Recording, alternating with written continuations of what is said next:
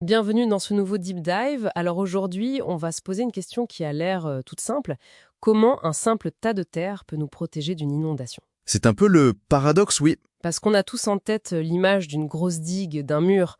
Sauf que là, les documents qu'on a sous les yeux, ils parlent d'un système bien plus malin qu'on appelle une retenue sèche. Exactement. C'est-à-dire un barrage qui est vide la plupart du temps. Une sorte de barrage fantôme, quoi. C'est ça.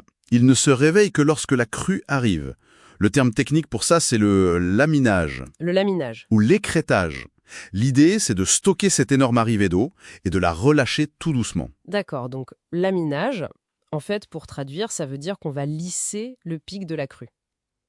C'est ça l'idée. C'est l'image parfaite. On transforme une vague très haute, très brutale. En une longue houle beaucoup moins dangereuse.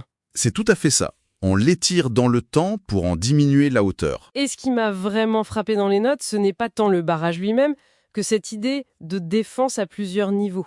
Oui, c'est le cœur du système. Et surtout, tout est passif. Passif, c'est-à-dire? C'est-à-dire qu'il n'y a pas de vanne à ouvrir, personne n'appuie sur des boutons. C'est la physique de l'eau qui fait tout le travail.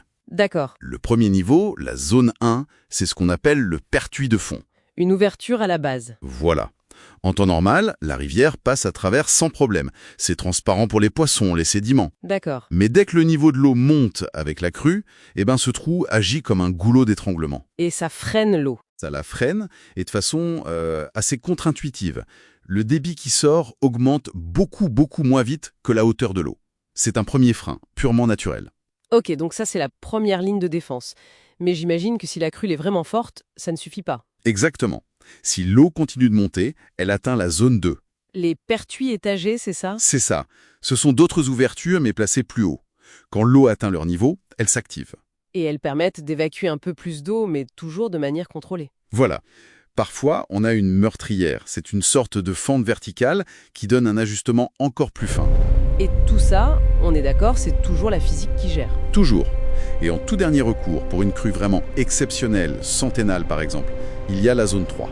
La sécurité ultime. Le déversoir de surface. C'est une sorte de trop-plein géant qui empêche l'eau de passer par-dessus le barrage, ce qui le détruirait.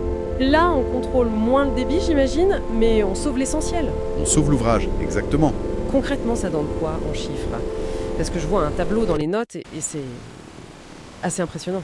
Pour une crue décennale, celle pour laquelle il est conçu, l'efficacité est maximale. On parle d'une réduction de 70% du débit de pointe. C'est énorme quand même. Oui, on peut passer de 5 mètres cubes par seconde à 1,5. C'est considérable. Mais ça semble presque trop beau pour être vrai. Il doit y avoir un talon d'Achille, non? Les documents mentionnent la vidange rapide. Bien vu. C'est le point de vigilance numéro 1. Qu'est-ce que c'est exactement? Eh bien, après la crue, le barrage en terre est complètement gorgé d'eau. Si le niveau baisse trop vite à l'extérieur, La pression de l'eau qui est piégée à l'intérieur reste, elle. exactement.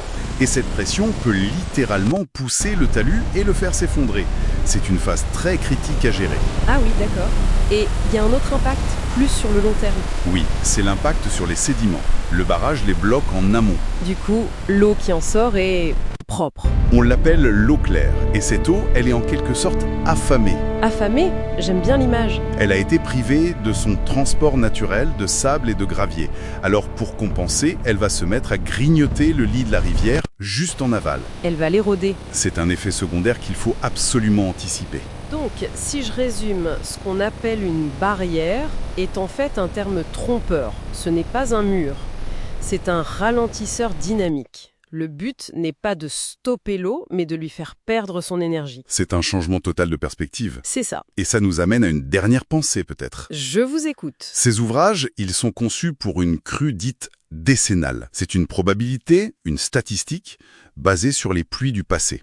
Mais avec le changement climatique, on voit bien que les événements extrêmes sont plus fréquents, plus intenses. Alors la question se pose, comment être sûr que le barrage qui a été conçu pour la rivière d'hier sera encore suffisant pour la rivière de demain? Ça soulève une question fondamentale sur l'adaptabilité de nos infrastructures.